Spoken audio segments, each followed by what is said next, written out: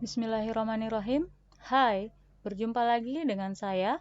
Kali ini saya akan mencoba menjelaskan tentang program SPSS. Sebelum kita mulai, jangan lupa subscribe ya. Sebagai pendahuluan, apa sih itu SPSS? SPSS merupakan satu paket program yang sangat penting dalam pengolahan data statistik.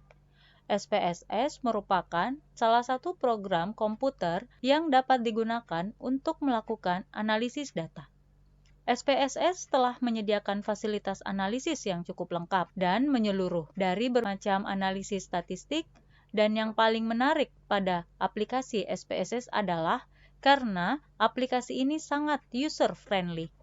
SPSS juga tersedia dalam beberapa versi. Jika kita membuka program SPSS, maka program tersebut akan menyajikan bagian utama. Yang pertama disebut data view, dan yang kedua disebut dengan variable view. Tampilan kedua bagian tersebut dapat dilihat pada slide. Berikut adalah tampilan ketika kita mengklik tombol variable view. Sedangkan tampilan untuk data view dapat dilihat pada gambar berikut. Pada tampilan variable view, kita mendapatkan beberapa nama kolom, yaitu name, type, width, decimal, label, values, missing, column, align, dan measure. Selanjutnya, kita akan membahas satu persatu beberapa nama kolom yang ada pada tampilan variable view. Yang pertama, name. Name terdiri dari kata yang merupakan nama dari variabel yang akan kita libatkan dalam analisa statistik. Apabila kita mengisi kotak name pada variable view, maka secara otomatis pada kolom var yang ada pada data view akan mengalami perubahan sesuai dengan nama yang kita entry pada variable view. Yang kedua, type.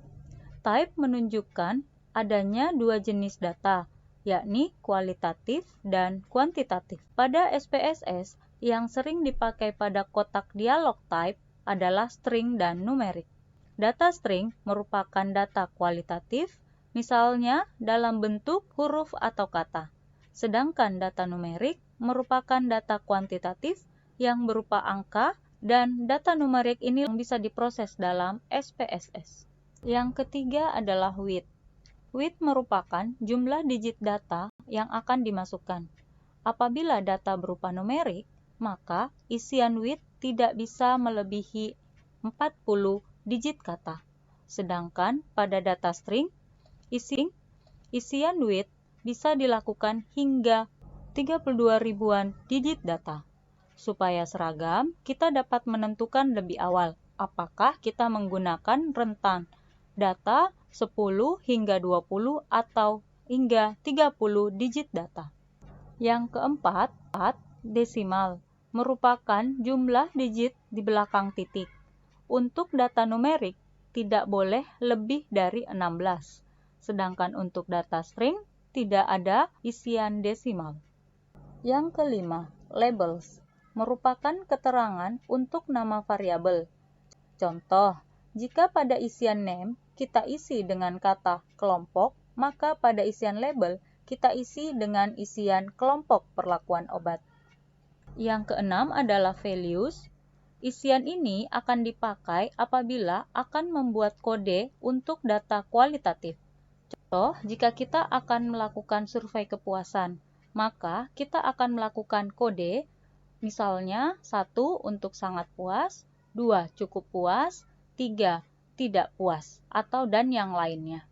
Sehingga kategori tingkat kepuasan yang merupakan data string akan berubah menjadi data numerik.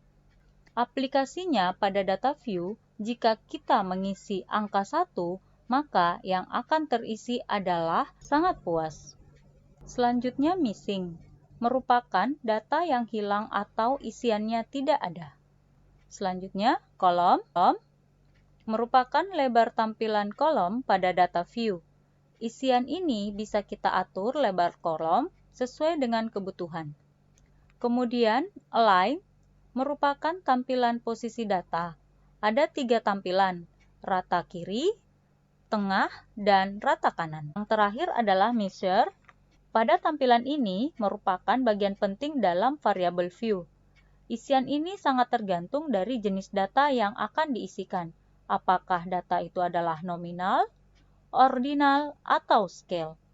Dalam SPSS dikenal data numerik, yakni interval dan rasio yang diwakili dengan istilah data scale.